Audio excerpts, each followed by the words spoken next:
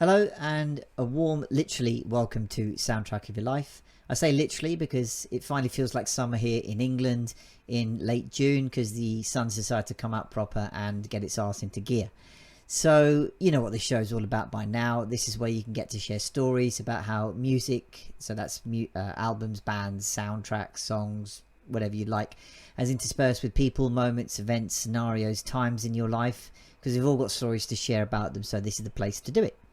So my guest this week on the show is Helen Piper, and Helen is a coach in my network who helps people on their journey of self-discovery with the power of cacao and intuitive coaching. And when I spoke to her about being on the show, she was more than willing to be on because she says a very eclectic taste in music.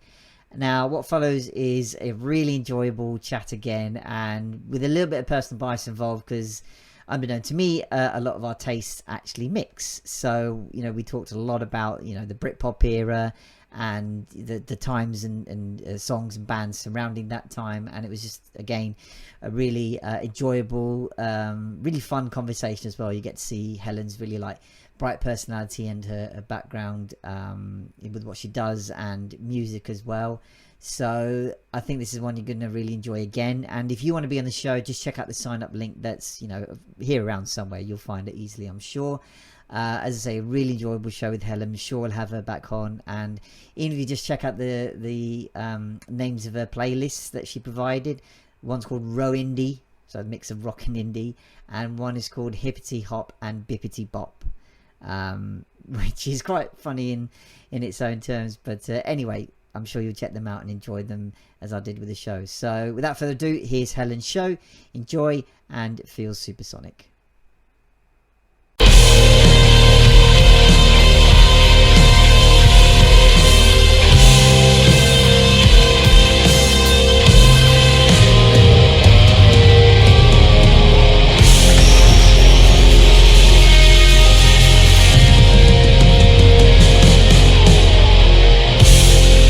Hello and welcome to Soundtrack of Your Life. This is the show where you get to share stories about how music in your life, songs, albums, bands, soundtracks, theme tunes, you name it, have interspersed with moments, stories and people in your life, because I believe we've all got stories to share about that. So I thought, look, let's have a show to share all that.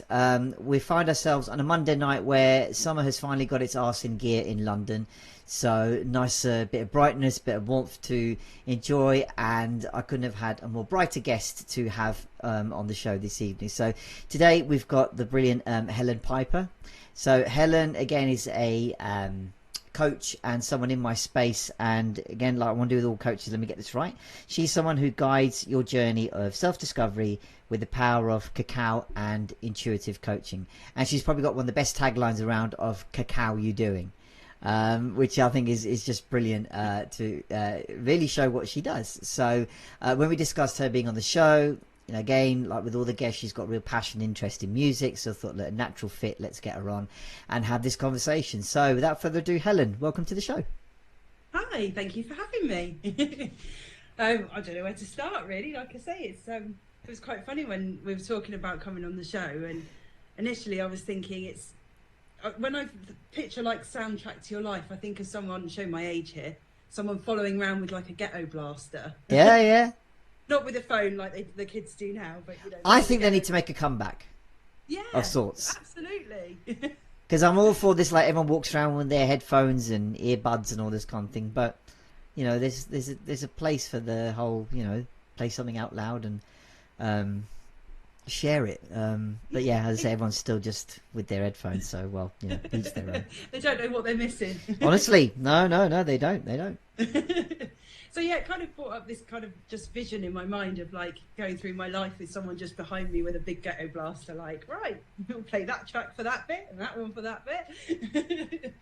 So yeah, and then like I say, I was going through all my music and I just thought, I've got such a wide range of tastes. Like I might have the most random playlists. I think it started when I was really young because my mum and dad were really quite into music. And my dad used to run a folk club. Oh, so nice. So he was into lots of folk music, and he played guitar and stuff like that. So I kind of grew up with him like singing around the house to like Ralph McTell and Bob Dylan and Eric Clapton and all that kind of stuff. And my mum did like folk music as well, but she was into a bit more sort of pop, so she was like into Cliff Richard. And so I think that kind of mix of everything just kind of meant I love all sorts of music. There's hardly anything I don't like, really. Did you ever pick up an instrument? Well, yeah. Nice. So, I used to play at school. I used to play clarinet, which turned out to be quite random because I wanted to do it because this other girl at school was playing clarinet, and I thought she was like really cool playing it. And then I started playing, and it was okay. And then I got to secondary school, and it was not cool to be playing clarinet at school. So suddenly I didn't want to do it anymore. My mum and dad were not too happy because it was quite an expensive instrument. Well, quite, yeah. And the lessons to boot as well. Actually, no, probably at school. Actually, did you pay for it at school? I think you did, didn't you? For like yeah. So there was a clarinet teacher at school. I was the only person in school that would go and see him. And they'd try and like make me play in assemblies and stuff, and it was just like so embarrassing. Oh man. So I gave that up, kind of, much to my mum and dad's disappointment and disgust. And then I got into guitar, so probably early 90s, mid 90s, when I was a teenager. I feel really fortunate that I was a teenager in the 90s. Oh, hell yeah. Yeah, I think we were really lucky with our music. Like, there was just such a wide range. Like, obviously, you'd watch Top of the Pops, TFI Friday when that was on. There was another one, I can't remember, White Room or something, that was on BBC Two, I think it was. Good shout. Yeah. So we'd watch all of those, but like, especially with like Top of the Pops, you could go from Madonna to Criss Cross to Rage Against the Machine to the Levellers to like, so I feel like we had a really good mix of music, and I think that helped with my tastes really. So so I think then so when I got into all of my kind of 90s bands, obviously Britpop, Oasis, Blur, then I got into guitar. So then I was kind of your typical, because I live down in Bournemouth, so we're down by the beach.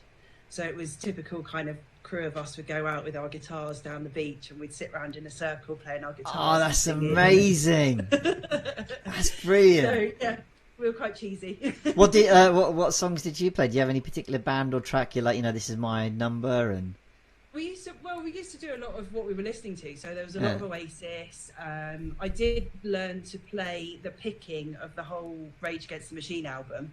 Oh, nice. Yeah, I don't think I could do that anymore. I'm tempted to say, go get the guitar. That was David Brent then. Well, we could have an impromptu jam. Yeah, I don't know that I'd be able to anymore. It's been many years since I picked up my guitar. Come on, Helen, you're holding out on us here. Yeah, I'm probably better on something like the triangle now or something, I don't know, man. It's sitting there going, come on, give us a go. Yeah, I should really, but it's just time, isn't it? And like getting back into it and stuff. But so yeah, I used to just sit in my bedroom for hours just picking over the same bit until I got it, and then the next bit, and then I'd put it all together. And so did you like learn by ear? Did you have a teacher with that? Because obviously clarinet, you more formal lessons, but with the guitar, was it a teacher, or how did you? Well, so my dad oh, right, yeah. So he could teach me some stuff on the guitar. So I was lucky with that. He could show me some chords and all that sort of stuff. And then my friend had the music book for the Rage Against the Machine. Ah, brilliant. So she lent that to me, and that was it. That was me every night for, I don't know, a month or a couple of months. and honestly, like, it sounds so different to what it is now. Like, you can look up like whole sheets and books of music straight away online. There's like tutorials, videos from the bare basics, which are brilliantly done for sure. But back then it was like there was none of this around. I remember when I picked up my guitar for the first time, the internet, Google, YouTube wasn't around yet. Google was just kicking off, and I literally went online and just found one page where it described the parts of guitar. Like, here's the nuts, here's the neck, this is the body, this is how you tune it, this is what you tune. And literally just a basic chord diagram site. So this is a C, this is an A, this is an E. and then getting the infamous blisters on your fingers or the indentations off the strings when you go and trying to work out the strum pattern, all this kind of. But it was, you know, there's a sense of real enjoyment with that. And even now, you know, I'm not saying it doesn't get enjoyable anymore, but it was, as I say, there's nothing else needed, just the basics. And then, you know, I learned, like probably with your dad, I learned through a lot of osmosis with you know, a band that I got together with, like just my friends. We just made a band together in the summer. Brilliant. One summer it was like, you know, I said, I'm learning guitar to one of my friends, and we were in someone's back garden, and he went around the room going, well, he can sing, he can play anything, he can drum, he can place things, you play, I play, we should all just like get together and jam. And we did. It was just so lots of beer, lots of randomness, lots of what are we doing. But we honestly, like, we made a little album of like 6 self-penned songs out of various guises and Amazing. inspirations. Recorded about 20 CDs in total, and then did like a mini gig to some hecklers and friends. It was so much fun though, so much fun. That's it. Yeah. But then life That's came along. brilliant. We all had to go back to uni and stuff like. Obviously, we all lived in London, but obviously, you know, uni, and we just never quite got back together. But so much fun, honestly, so much fun. Yeah, absolutely. And I think me and my friends, we all taught each other and helped each other out with different things as well. So, you know, that was another way of learning different things. Like one of us got a tune down. Oh, good. Oh, nice. Did you ever record anything? No, we didn't. No, it was just pure, man. like, we just used to just do it just because we just enjoyed it, you know. And like I say, you know, growing up in the 90s with all the Britpop and everything like that, it was just, everything was about music, wasn't it? Like, it was just, I mean, I remember we used to go on these, like, so when I was growing up, I used to go to church, and we had like a youth group. Yeah. Weren't always necessarily overly Christian when we would go away on our camps, but it was young people all together, we'd go away. And I remember one of the camps, me and my friend found out that it was when Kurt Cobain died. And we literally walked around the whole weekend with Nirvana on the Walkman, which was a tape at the time. We had one headphone each. So we just had it in our ear. We were walking around the whole weekend just like, oh, I can't believe it's gone. Like, really upset. Well, that sounds like such a shared experience, isn't it? I mean, okay, people might go one headphone, you sort of lose half the mix or whatever. And, you know, with bands like that, you probably want the 2 headphones to hear it, but it wasn't necessarily about the music. It's about sharing that moment, as you say, because you're right, it was such a out the blue probably moment and time to experience, like just out of relatively nowhere, and almost that like, okay, what happens now? That must have been a hell of a time to go through. It was really weird because, like you say, it was just so out of the blue, and obviously the conspiracies that went with it and all that sort of stuff. And my mum was quite good at like sort of family time, so she'd always want like dinner. We'd all sit around together, and I remember one evening sitting around for dinner, and Mum said, "Well, what do you want to talk about?" And I was like, "I want to talk about Kurt Cobain and Nirvana and how he died too young and he had so much more to give." And so we sat around having dinner while I just kind of let it all out about Nirvana and Kurt Cobain. That's brilliant. I love that. It was just. I just remember that weekend, the whole weekend, just non-stop, every opportunity we had, Walkman was in, and we were just like, I can't believe this has happened. And I suppose it's weird, like, I don't know how I would have found out if she hadn't have told me either. Like, again, it's not like now where you can just pick up your phone and you get all these messages, you can see it instantly. You know, it was, like I say, I don't know when I would have found out if she hadn't have known and told me, because we went away on camp, so we weren't like watching telly or anything like that. You're disconnected, so to speak. Yeah, that's it. So, it was quite a big event at the time. I mean, it still is, I suppose, isn't it? People still talk about it. What do you think is the appeal of that band specifically? Do you think that there's something about them? What would you say that was? I think there was something about him, wasn't there, about Kurt himself? Yeah. I mean, obviously Dave Grohl was part of the band as well, and he's an absolute legend. You know, he's gone on to do so much with like the Foo Fighters and stuff now, and you know, so he clearly has got so much talent with all the different instruments that he can play and everything. But there was something about Kurt, like he was kind of just your normal everyday person. He didn't come from any special background. If anything, he probably came from a really hard background. And he was like an artist as well. Like he didn't necessarily want the fame. It was more about creating this art. Like he used to draw and paint and stuff as well. And so the music was just like another way that he would express himself. And he was just so good at that. Like his lyrics were so clever. And, I just think, he was just something a bit different, and they were just that slightly off the norm. Like they just had kind of their own sound, and they were just a magic mix. I think they just all found each other at the right time, and as well, I think all legendary bands do, right? And you're right. There's something very, as you said, they achieved, huge stardom, but he never wanted that. I think that's, without knowing everything about, his life and details, but he almost felt like, I don't get why this is going on. Not like an anti-hero thing, because I guess, you could see the impact the music was having on people, but I guess he used that as a vehicle to express his own, psyche or side of things. And, there are some songs and lyrics where, like, okay, it's quite viscerally personal. And messages that were like, okay, that's a bit close to the bone type thing. But there was something about that band in particular, because it's funny. Like I've often said, I probably have said it on the show previously, that I'd say probably from the 50s/60s to the 90s, you could quote 2 or 3 bands that literally captured the time. Yeah. So 60s, you've got the Beatles.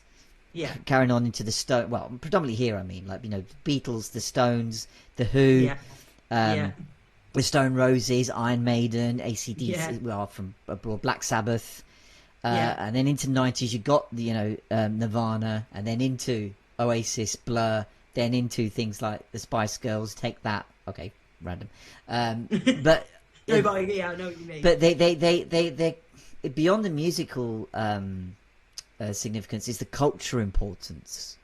Like they summed up the times we're in, and it's lovely that you mentioned the Britpop scene and being around. I'm very jealous, because I don't think we've been able to capture that ever since. I was 11 at the time in '96, which is probably the heightest of heights of the time, right? Like legitimately, you could say we had the best band in the world in Oasis. Euro '96 was here. So the football. It just seemed like a long, hot summer. Yeah. And we just had a change, or coming up to a change of leadership. Similarly, actually, to now. We've got the Euros going on.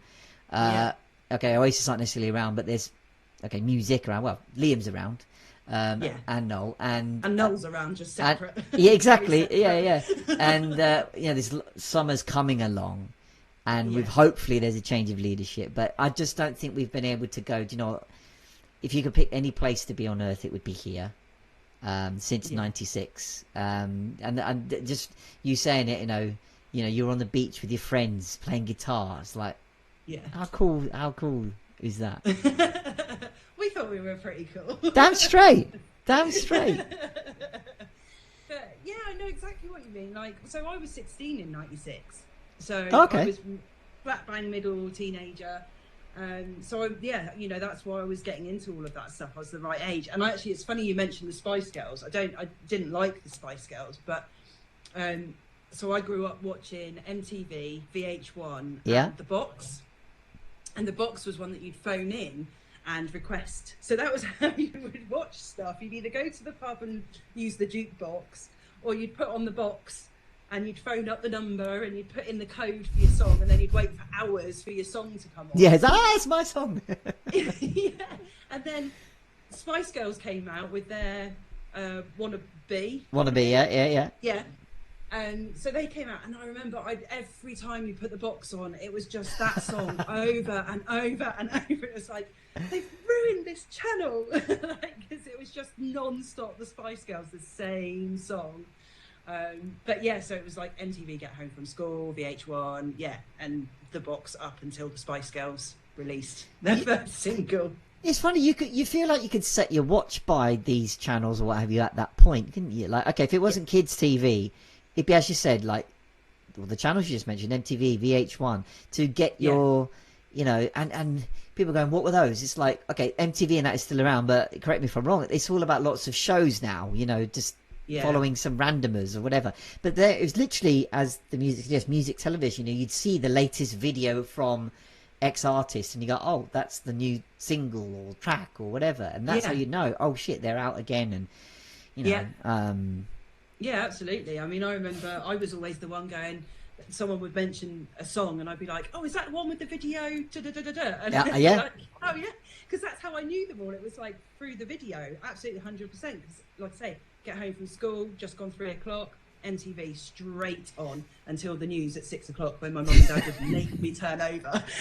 That's enough of that now. Do you remember any like famous videos around that point? I know you said Wannabe was on Blooming Repeat, but any ones that stick to your mind? That one, but obviously the classic like Oasis with Wonderwall, the black and white, Prodigy, Firestarter. Also things like The Shaman, Ebenezer Goode, and stuff like that. There was be Stone Roses, Spin Doctors, Pulp.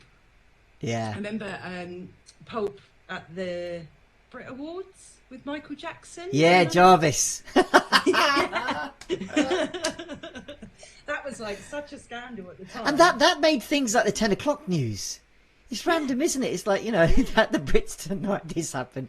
And if you don't know what we mean, just YouTube Jarvis Cocker, Michael Jackson, Brit Awards, and you'll see for yourself. Yeah, and that was, I mean, that was such a big thing at the time. It was, wasn't it? Yeah, it really it was. A real scandal. Like, oh, I can't believe he did that. And like, I remember watching it and just seeing him like getting up and going, what is he doing? Where's he going?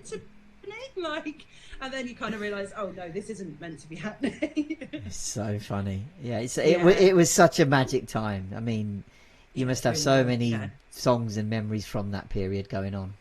Yeah, absolutely. And it was starting then at the beginning of like festival time for me as well. So then going into like festivals, and so we went to V Festival for a few years in a row.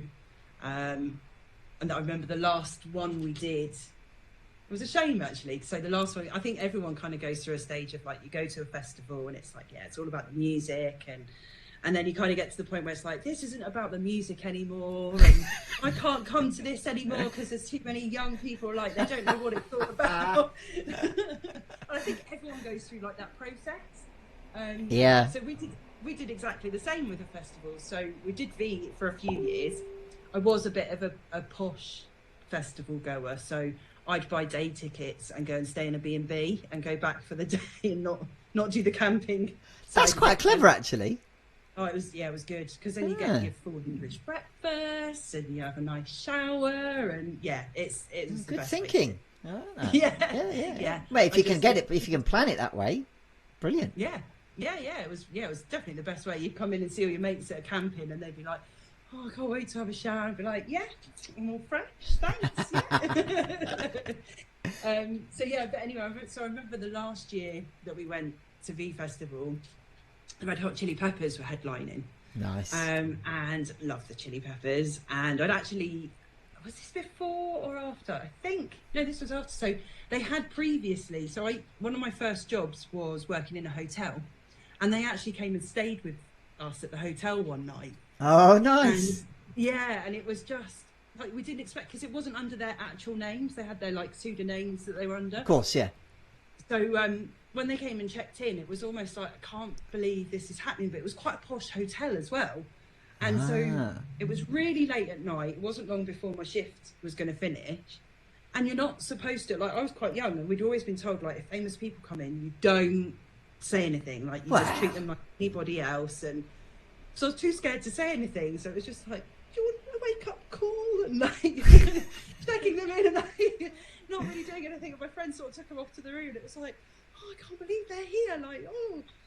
So I did get to kind of meet them, but was too scared to say anything because I've been told not to. And also, these are like absolute legends. Like, you know, when you get a bit shy and it's a bit starstruck, I guess, right? Yeah. Like, you can't believe they kind of stood right there in front of you.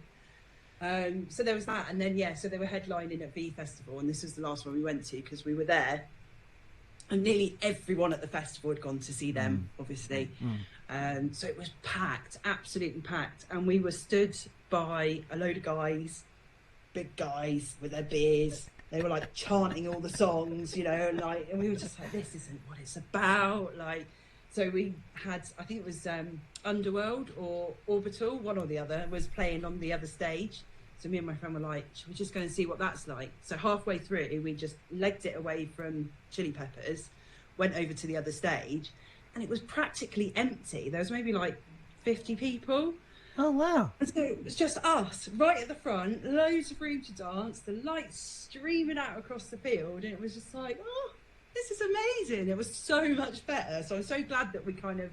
So you didn't mind going away from the headliner to like the other band? You didn't mind that? You're like, no, I'm here to see them, surely. But no, you just... Yeah, I mean, we were there to see them, but when we were actually there, it was like, oh, this is like, we were really far back. Like, right. People all around us were just like, oh, you know, being all noisy and it just didn't feel right. Like, yeah, it was just, and like I say, this was also, we were getting to that stage of like, these young people don't know what festivals are about. There's a code, obey the code. Yes, you're meant to be a bit hippie and a bit woo-woo and enjoy the music, and it's about the art, man. It's not about, you know, just getting drunk, and it's not Bournemouth on a Saturday night, you know, you're not going into town.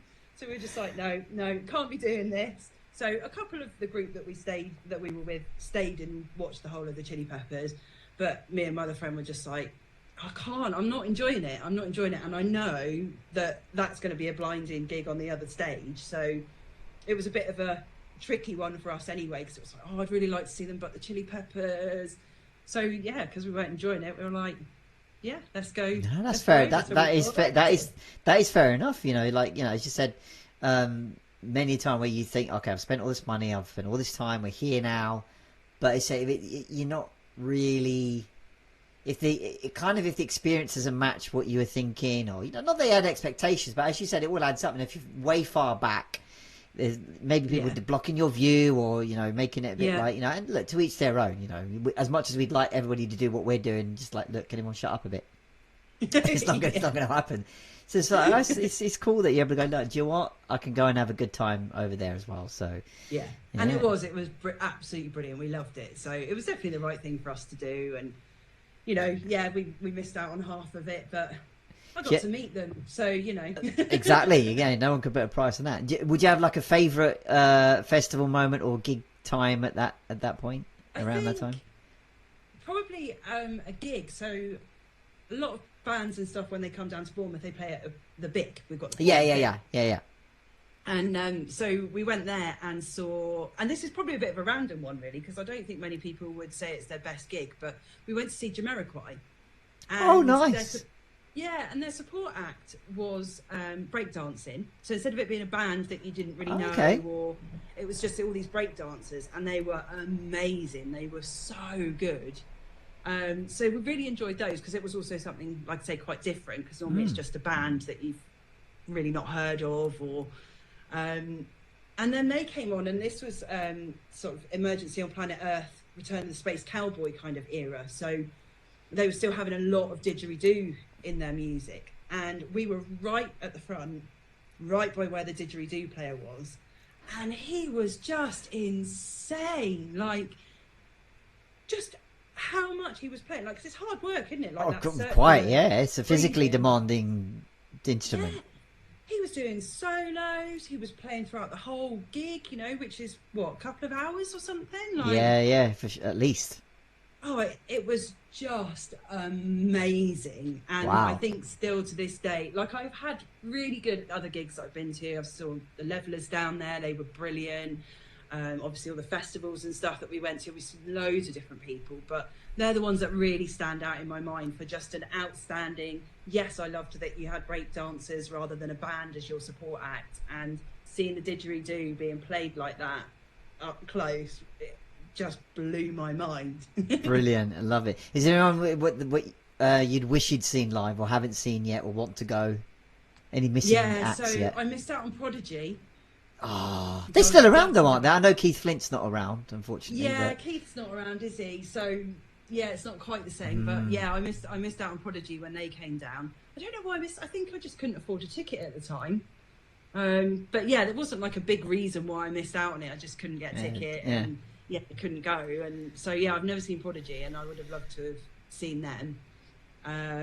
But otherwise, no. I mean, yeah, I was pretty lucky. I got to see quite a lot of different bands because obviously festivals, you get a whole load. Very of true. Going. Yeah. Tick loads off the list.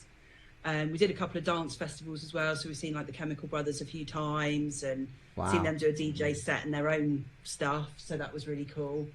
So yeah, I feel I was quite lucky. And I used to work in a skate shop years ago. And we used to get some really random opportunities just from people that would come in the shop and start talking to us about stuff. And so we had like 2 floors. So downstairs was like the women's clothes and the shoes. And then upstairs was all like the skateboards, the surfboards, the men's clothes, all that kind of stuff. And the guy that used to sort of run upstairs came down and was like, we can go and see Eminem tomorrow. And it was like, what? It's like, someone's got tickets and they're not using them, so we can have their tickets. And it was like, wow. Okay. So yeah, it was a Sunday. I think it was at the bowl at Milton Keynes. All right. We finished work. He was doing a big thing there. I think Cypress Hill were there supporting, but we parked up and were running over to it, and we could hear them, but we missed them because by the time we got there, because we had to go, like I say, we had to go after work. So literally, no. Yeah, 4:00. We like quickly locked up the shop, all jumped in the cars, like piled in all the different cars. I drove my car up there, my sticker car, which was my little automatic Nissan Micra that was covered in skate stickers. Drove that up there really quick, and then everyone had dumped their cars on this like dual carriageway. They'd all just parked on the verges, so we were like, okay. All right, So we just dumped our cars there as well. Legged it over, listening to the last little bit of Cypress Hill, and then got in time for Eminem. And watched him. I mean, that was just like so random. Like it was literally the day before we got the tickets, and so that was really cool. Does it feel like those kind of things don't necessarily readily happen now? It just seems like these kind of spontaneous great stories of, like, as you said, someone rocked up to your shop, had spare tickets or unused tickets to Eminem, not like some 2-bit band down the road. It's like, this is Eminem, right? And it's like, it doesn't feel like it happens now. Everything's like a massive, affair and package, and like if you're 10 seconds out of sync on when the tickets go on sale, that's it, you've had it, because they're already on a third party site for hundreds of pounds and whatever.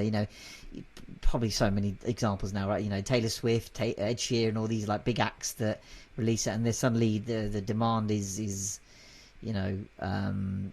not supplied because all the tickets have gone, and it's like it feels like more of an ordeal rather than and who's going to rock up? Hey, look, I've got 2 spare tickets to go see Taylor Swift or whomever, and you're like, but here you are, day after I'm off. Wow.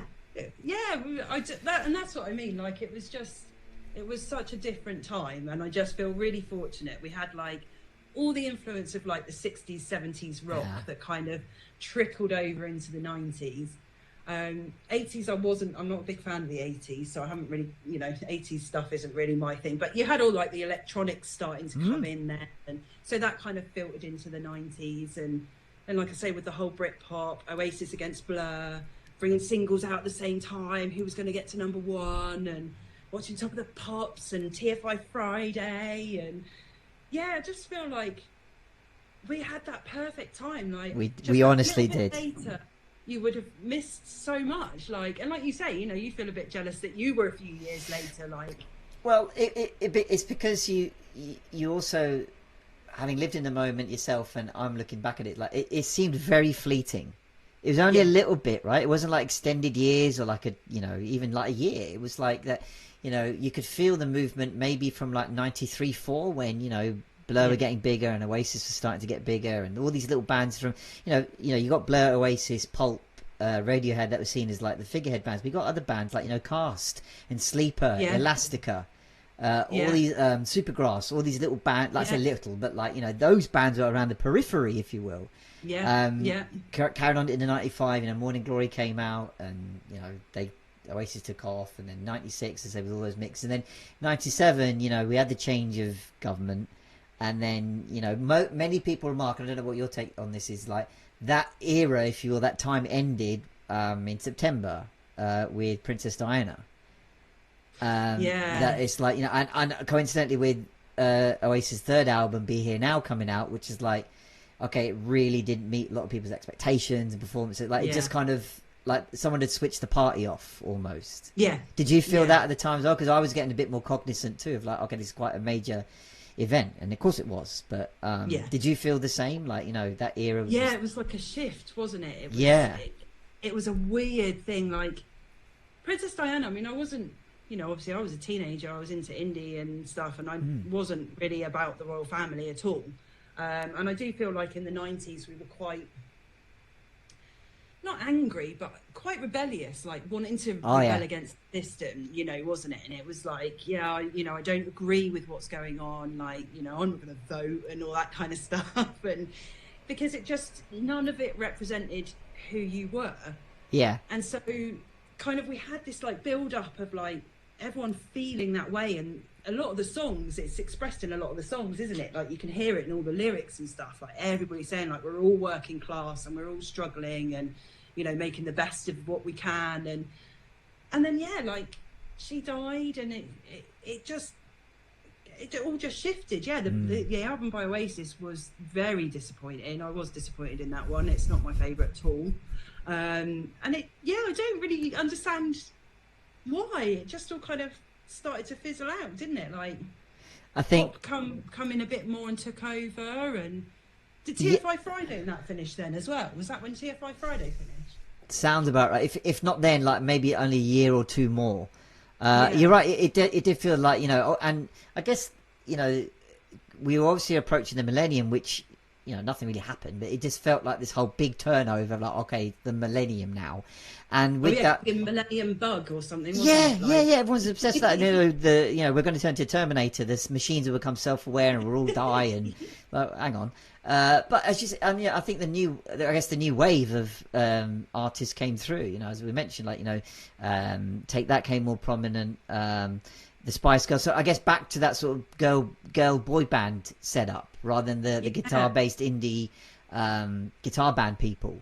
It was like, okay, you know, and I guess that was roughly around the time those TV shows started. Pop Idol came along, Pop Stars came along, so everybody went onto that sort of train, and it's like now we're just stuck in this manufactured faff. Because I remember actually those starting, and like we were all disgusted by it. Like, that's not proper music; it's all manufactured. Like, we were not happy. It felt like a novelty though. It's like, oh, hang on, okay, they're trying to find a talent star or whatever on TV, but you know that's where things like reality TV took off. Is it Big Brother kicked off at that point? I've never ever watched the bloody thing, but you know, I think that's the whole shift. Big Brother was amazing, I do have to say. Again, probably because of the novel factor, right? Because it's like, oh, hang on, 10 randomers, and we got almost 24/7 access, and you know, and they didn't really think anyone would watch it, so they were completely themselves. It was, I mean, you could never recreate that again, because once you've done it once, you've done it, you know. But I mean, they're bloody trying, but but it's never going to live up to that first ever time it was played in Ed. No. But do you remember as well? You'd get secret tracks on CDs. Oh yeah, hidden tracks. Yeah. You keep waiting to the end of the last song, keep a bit playing, and then there's one in there. Yeah, suddenly a track would come out of nowhere. Yeah. See little things. Yeah. I guess the equivalent today is like those Easter eggs that they hang in, like, you know, at the end of films now they stick the Marvel like all those things like what's coming up next and stuff like that. So they'd be great. Yeah, you'd suddenly, like, I'd always take ages like having a shower and stuff, and so like a CD would be playing and then it would stop, and then like I'd still be getting ready and faffing and thinking that it had switched itself off. I'm out of nowhere. It's like, oh, this is great. Like the novelty of it, wasn't it? It was like, and amazing. And if it's something you found, it's like, well, you tell your friends, because like, who's going to find out about it otherwise? It's not You know, it wasn't like an internet page or someone WhatsApping you, whatever, going, no, check this out. It's like, oh shit, I found this. I wonder if anyone else has got this. Have I got like the secret limited edition version or something? It's like, it's these little things that, you know, you have to, you know, even to get an album, you have to go out and physically buy a CD or a tape. You know, in your local Woolworths. They need to bring Woolworths back, man. Or Our Price. Did you have Our Price? Our Price, yeah. Our Price. What other classic shops were there? I know HMV they're in and around, but Virgin Megastore. Ours was definitely Our Price. Yeah, I don't really remember. Yeah. Otherwise, it was like little ones. Like we've got one. I think it's still there actually in Parkstone, which is just like up the road from us. A shop called Big Brother. So before the TV program, it's been there for years. And you could get band T-shirts in there and records and all that sort of stuff. So like, you'd either go to like Our Price or you'd go to Big Brother on Ashley Road. Yeah, and it was always the same places. You know, it's your local record shop. You know, you'd support it or you know whichever. Yeah. And again, it seemed like a part of the traditional process, right? You'd see the advert on TV or on MTV or in the paper, and you would go to your local thingy. And on this like online, you know. Well, you're not even online. Just go on your phone, like Spotify, whole album, click down, wow, done. You know, nothing. That's it. And it's also like the process of getting the album. Like, I remember getting the Space album on CD, and it was covered in spiders and tarantulas. And I'm arachnophobic, so I don't. So Can't I get it. Close my eyes and get the CD out and feel for the CD player and be like, right, that's it, and then close it. And then now I can listen to it. Because it was just absolutely covered. But I had to have that album because they were another one that were really good, but they weren't obviously as well known as your Oasis and Blur and all of that. But even then, it's like, you know, you mentioned album art. That seems to have been almost forgotten about now because obviously, there are still albums, but there was something seemingly like classic about, you know, an album cover and, you know, the sleeve notes or, you know, the tour poster or whatever it is. Because, you know, you can remember iconic album covers. Like, you know, on the cover of Morning Glory, everyone knows where that street is in London where the photo is taken. And it's literally not a signposted place. It's a little side street off Tottenham Court Road, and it's there. The zebra crossing in Abbey Road. There's a camera there now, 24/7. You can go. There? Yeah, I think online. So if you Google like Abbey Road CCTV zebra crossing, you've got a live 24/7 feed of the zebra crossing. Brilliant. It's there, exactly, and it's just little things like that. And if you look at the cover, it's nothing special. It's just the four of them walking across the road. Yeah. Yet, you know, iconically, you know who they are, what the album is, and all that. But you know, now it's like, well. Yeah, you don't get any of that because you'd see some of them would do like their music notes, wouldn't? Yeah. So where they'd scribbled out starting like the lyrics and stuff like that, and you could see how it would start to form and come together, like artwork. Like the Levelers, one of the guys in the Levelers used to do a lot of their artwork, I think himself. So a lot of that would be in there. Just really cool stuff, wasn't it? Like the whole process of getting an album was so completely different to what it is now because, like you say, it was the opening up of the case, the seeing the artwork on the CD, the pulling out the booklet, seeing what's in the booklet, listening to it in order. I think that's where I get a bit of my... music's got to be in the right order. Like, you can't just go from like one crazy song to something completely different. Like there's a way it works together. It's the code. I see. It's in that order for a reason. I think sometimes there's a narrative going. They want you to experience it in, you know, certain way. Look, to each their own. People make their own playlist now and But there's something to be said about sticking in a tape, a CD, or whatever now, and just run it through in the order it's in, right? You know. Yeah. And one thing I do like nowadays, like you know, I think they're getting in more popular or I say popular, but I don't know if it's a regular thing that you have these listening parties. So I first experienced them when Noel released his first solo album. And apologies if I've said this on the show before, I can't remember, but I'll say it anyway. There was a competition he put out saying, you know, win tickets to the listening party.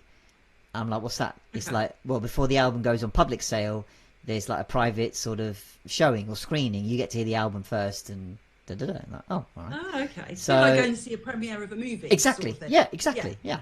So you know, in the Oasis fan community, we knew of like some of the songs that might be on there and bits and bobs, and I put my competition entry in, and and then I got a ticket. Like, oh wow!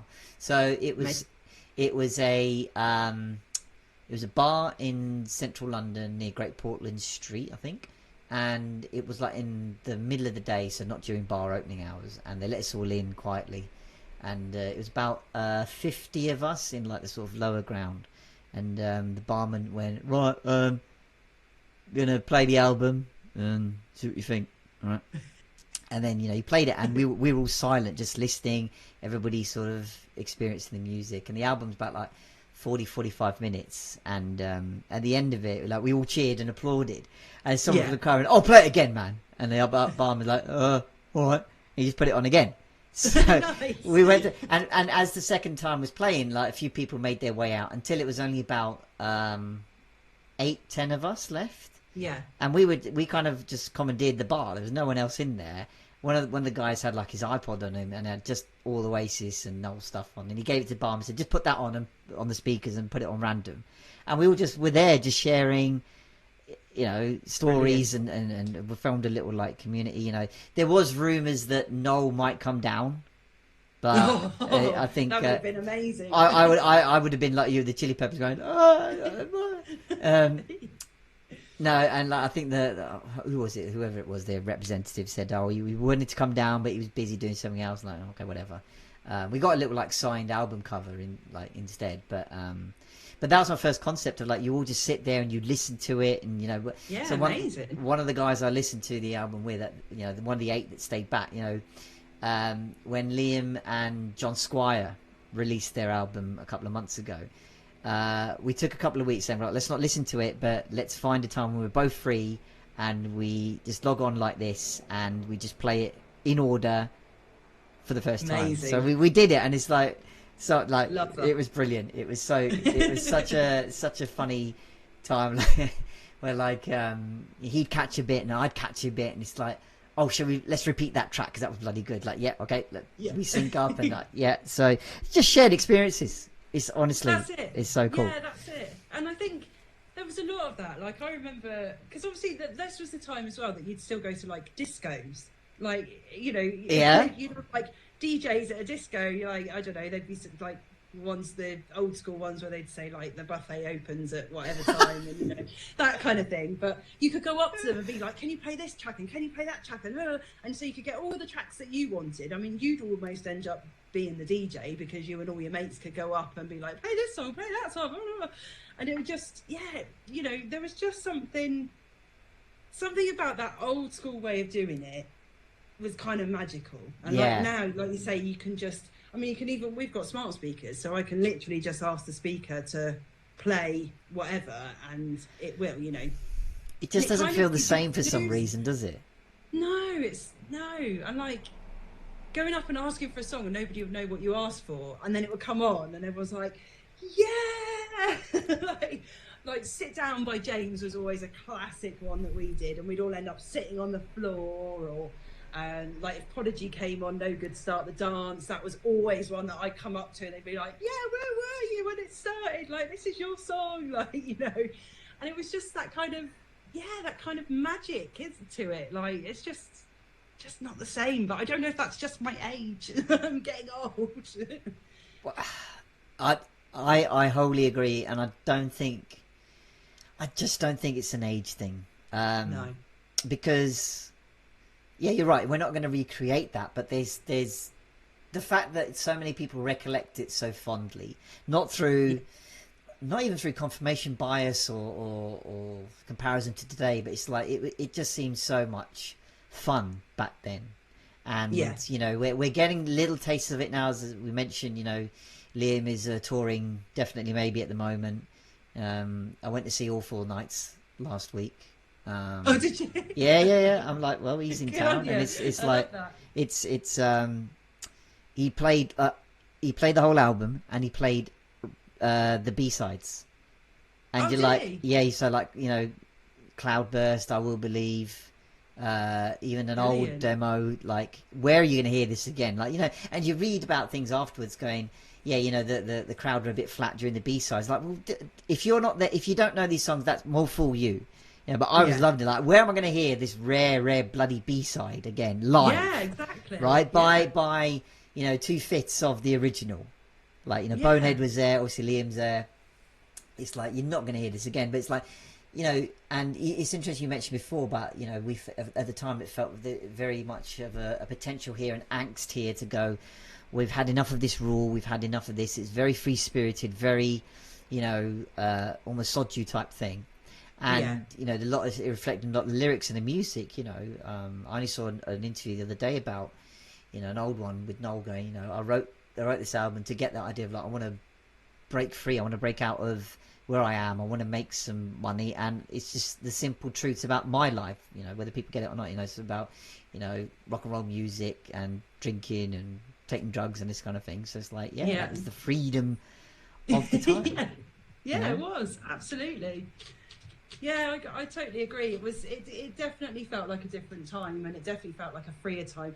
Maybe it was like our version of the 60s, because the 60s was all like peace True. and love, wasn't it? So maybe True. it was like our kind of, our more modern version of that. Yeah, I the don't second know. coming, probably. Yeah, and you know, it's funny today. We're like, you know, look, again, I don't want to get into the whole, you know, no one's as good today and what have you. But look, you know, even the credence of, you know, Taylor Swift, whatever she's done, Ed Yeah. Sheeran, Coldplay. You know, there are bands and movements and massive gigs and stuff still going on. So that's all good. But you know, it's. I wonder how we'll sort of look back on this. You know, we're here 30 years after the event of Britpop, the mid 90s into the early 2000s, and recollect it so fondly. I wonder how that's going to look like in, you know, the same period of time down the line with this period. It's going to Yeah. be an interesting one. Yeah, and I find also it's quite interesting that a lot of like they've got like 90s radio and stuff like that, haven't they? Like, Yeah, there's a lot of referring back to that time as well now. yeah. And I don't know if that's all because they know we're parents and they're trying to sell stuff to us by appealing to our music taste. Well, no, it's a very good point. That actually, it's catering to our experiences. They know that, like, hey, look, we had such a great time out of it. So if there's material of that ilk out there, the same material, well, you know, we'll enjoy it. Yeah, and I think that's seen in not just music, but you know, how many films are they recreating? And I say recreating / ruining. Like, stop ruining my childhood. Leave it alone. Like, stop it. Just stop. Yeah, I know what you mean. You know? Yeah, absolutely. Yeah, they are, aren't they? They're sort of going back and doing all these different movies, and it's like, no, leave it as it was. It was fine as it was. We don't need you to try and remake it. And exactly, it got classic for a reason. Don't just leave it. Yeah. I wonder if we could use some time now to talk about you know, songs in particular, or bands or whatever that, you know, may link to certain emotions and people for you, because I'm sure you may have some stories and stuff to tell around that. Yeah, so well, like I say, so initially my dad was into folk music, so that was kind of the first sort of music that I experienced. And I just remember him singing American Pie all the time. Like, that was one of his favourites. He'd sing that all the time. Ralph McTell's Streets of London. I don't know if you've heard that one. No. It's quite niche. Some of his stuff was quite niche. Okay. But I'll put it on one of the playlists, so that's on there. And he used to sing that all the time. There was a guy called, I think it was Lonnie Donegan, My Old Man's a Dustman. Oh, yeah. So he used to sing that quite a lot as well. So all of those kind of ones remind me of my dad. And so my dad passed away when I was like 21. And so he liked Eric Clapton. So Eric Clapton's also another one that makes me like think of my dad and stuff. And it's funny because as a teenager, I'd be like, oh, Dad, I don't like your music. I'm not going to listen to your music. But now I'm like, oh, I love these tunes. Like, they knew what they were doing, our folks, didn't they? They knew what was going. They knew Definitely. they knew the score. They knew the score. Yeah. So yeah, anything like those kind of lines really makes me think of my dad. But yeah, American Pie and all that sort of stuff. Yeah, it's very makes me think of my dad. I suppose, yeah, any Cliff Richard song makes me think of my mum because she was a massive Cliff Richard fan. I remember she went to some gigs when I was little of his. I remember one year she'd gone to London to get me, I think this was the year she got me a Teddy Ruxpin. Do you remember Teddy Ruxpin? You might have been a bit young because I was fairly young at the time. So Teddy Ruxpin was like a little teddy bear. I think he'd probably freak most people out now. But it was like a teddy bear that you could put a tape in the back, and he'd move his mouth and like talk and sing, and you'd get a little book that you could work your way through the book. Oh, blimey! So she went up to London. I mean, it was quite a big teddy bear. Right. It had to get a tape player in it, so it was a fair size. Right. So she went and got that, and then had to take that to the Cliff Richard concert with her. Because as you do, for my Christmas present, but yeah, so I remember that. I loved my Teddy Ruxpin. I couldn't put him down. He was my favourite thing ever. So, sorry, was he meant to be like an educational tool? Like, would you put, I don't know, things to learn off him, or is it just to play with music? Yeah, I mean, you'd get a book that would go with it, so you could it would tell you a story. Oh, right, okay. To turn the page.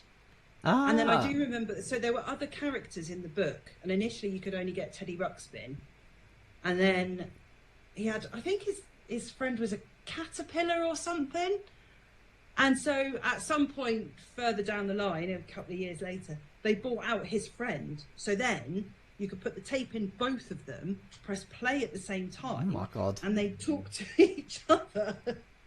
I didn't get the caterpillar one, but I just had my Teddy Ruxpin. But I thought it was. Have you still got him? I think he's at my mum's house. I think he's still at my mum's house. Yeah, I haven't got him here with me. I mean, surely it may be time to get his mate and see if they still talk to each other. I don't know if you could get them anymore. I think they probably stopped making them. They're so old. Oh, well, maybe Probably knocking like a about on vintage. eBay or somewhere. You never know. Yeah, maybe. Yeah, I'd have to have a look. But so he was like my favourite toy. So yeah, I always associate Mum going up to see Cliff Richard and having this big Teddy Ruxpin that she's taken to the gig with her. Imagine trying to get that in now. Excuse me, what have you got in there? What's the tape? Yeah, no, it wouldn't happen, would it? Yeah, no. So yeah, in the good old days. So yeah, she's Cliff Richard 100%. And then a lot of actually I was talking to her about this when I did dancing as well when I was growing up. And I went from doing ballet and modern to I started getting a bit older, middle school and stuff. I got into a bit of rap, like Salt and Pepper and Criss Cross, stuff like that. Yeah. But we were still quite young at the time, so we would make up dances. And I said to my mum how her and my dad and the other parents would keep straight faces when they'd come to pick us up, and we'd be like, "Can we show the dance we've made up?" And we put on Salt and Pepper, Let's Talk About Sex. Brilliant. We're doing this dance. I'm like, how you kept a straight face, I will never know. How old were you at this point? Well, we were middle school age, so I don't know, 8, 9, 10. Brilliant. We didn't know what the lyrics were, even though we were singing them and dancing to them. We didn't really, you didn't really register. We were just happy to be doing all this cool dancing. Soon changed when I got to be a teenager, and there'd be some swearing in my songs where I'd be like, "What did he say?" Can you go back to your Salt and Pepper days, please? It's well. Yeah. So so I do think of that kind of era as well. That was very how they kept straight faces, I've got no idea. And then that kind of led into after that it was into my teen years, so that was all into I say the Britpop days and Rage Against the Machine blaring out up the road, and Mum and Dad would come home and be like, "Turn the stereo down!" and hear me "Can I get the name off?" I hope you didn't get to the last bit of the song where he just repeats "fuck you, I won't do what you tell me," and it's oh shit, Yeah. there's what's going on here? Yeah, the whole street heard it, I'm afraid. So all those people when I was growing up, I'm really sorry about all the bad language coming out of my stereo. Your neighbours are looking out the window going, "Oh, Helen's on a rebel face again, here we go." Yeah, we actually used to. My friend had he had a little Hillman imp, and he blacked out all the windows and stuff, and we used to go around in his Hillman imp, but his stereo didn't work, so we had a ghetto blaster. And we used to play Rage Against the Machine on that, so we'd be driving around in this blacked out Hillman imp, like with Rage Against the Machine going, ah! I love that. You're just wandering around your streets, you know, like the, you know, Yeah, mobile like rage machine. Children that we were. Oh, you taught us well, from Salt and Pepper days to now running around in a black machine, you know.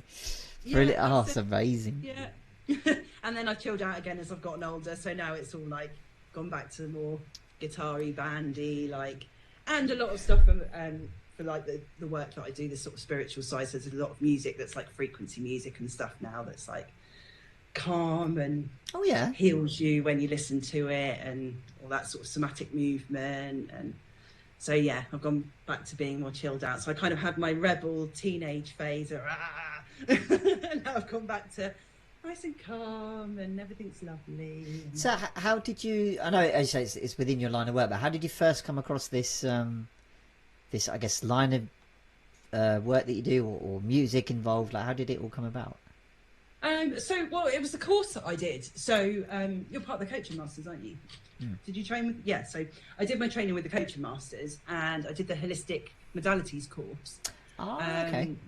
Yeah, and so Diana was an amazing teacher. Bless her. She holds such a wonderful space for people, and she's just got such this lovely way about her. And yeah, she just went through all the different training, and some stuff I knew about, like meditation and stuff like that, but I didn't know about cacao at the time. And that kind of led into, she helped sort of get us into some music. She would supply us with some playlists that we could listen to and use, like, while we were learning those modalities and sort of testing them out on ourselves and seeing how they would go.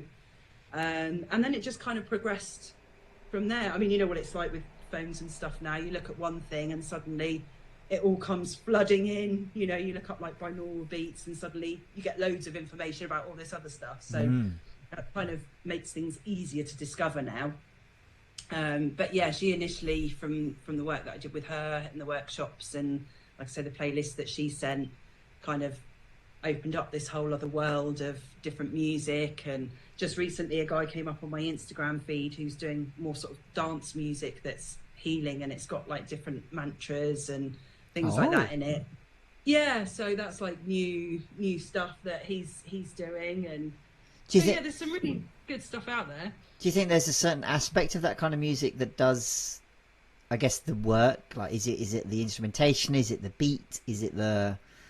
It's the frequency. Oh yeah, okay. So so I actually did a course on how to play crystal singing bowls. I've got crystal singing bowls. Okay. And it's all to do with the vibrations and the frequency, and it all connects and resets your vibrations and your energy. That's why that's where the saying thereof sound health comes from.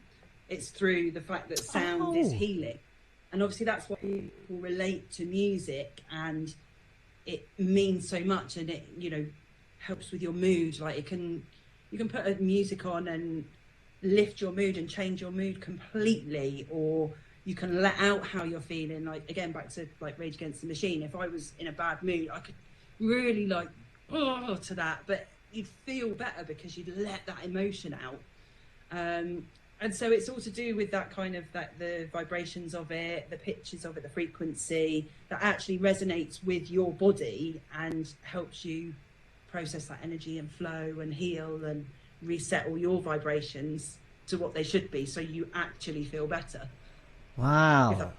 So music's a lot deeper and a lot more magical than people would probably think that it is.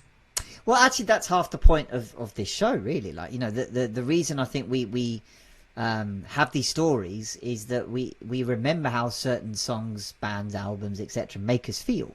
And then the reason I hinted at emotions is, like, actually you just articulated it really well. Of like Rage Against the Machine, for example, is a band that you can channel or exhibit your feelings of like frustration, rebellion, whatever it is, you know, through them. Yeah.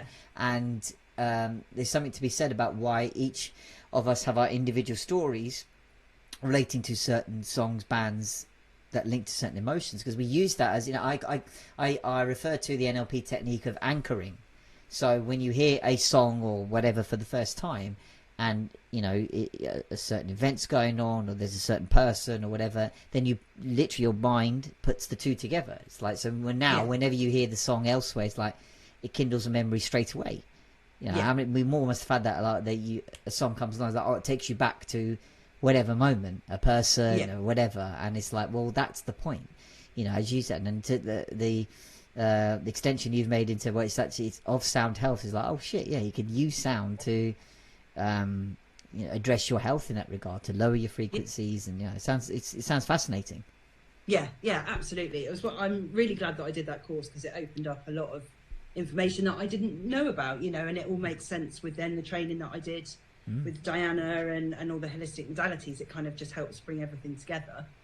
But absolutely, music is healing, absolutely 100%. And that's part of the reason why people will resonate with certain things, or they feel better, or feel that they've got their emotions out, is because that song is helping them on that level. Absolutely. Well, I think that's unfortunately, like we've hit the hour, and as I say, with all these guests that I have on it, we could go on for ages. But Helen, again, thank you so much for being on the show. It's been really fun to chat, and I loved all these pointers we touched on. Obviously we resonated a lot through tastes or what have you, which I didn't even know about, which is really cool for me. But if people want to get into touch with you as to how you do things and the service you offer, because I say it's some really cool stuff, do you want to let them know like where they can find you and what you're about? So I've got Instagram and Facebook. So Facebook, I'm just Helen Piper. On Instagram, my is I am Helen Piper. And I've got a website, helenpiper.com. But on there they'll see, I think I've got this in the background, actually. I think this is on my photos. So they should recognise the background if you do look me up. But I do all sort of coaching and cacao and kind of woo-woo, nice spiritual stuff. So if anyone's interested in finding out more about healthy chocolate, then that's where they can find out. I'm sure that's going to prick up ears going, healthy chocolate, what? Tell me more. It's amazing. Indeed. No, honestly, guys, like Helen's like one of the nicest practitioners and helpers out there. So if this does resonate, do check her out, and you'll definitely get some value out of it. And if you want to be on this show as well and share your stories about music and stories in your life, then look, just find the sign up link on this page or video wherever you're watching this, and we'll get your slots sorted out. So Helen, thanks so much again for being on the show, and we'll catch you all on the next episode. Thank you. Thank you so much for checking out this episode of Soundtrack of Your Life. I hope you enjoyed it. Please do like and share this episode around. Subscribe to the channel for further shows coming up. Comment with your thoughts below, and use the sign up link to get yourself on the shows on. I'd love to have you on. Feel supersonic.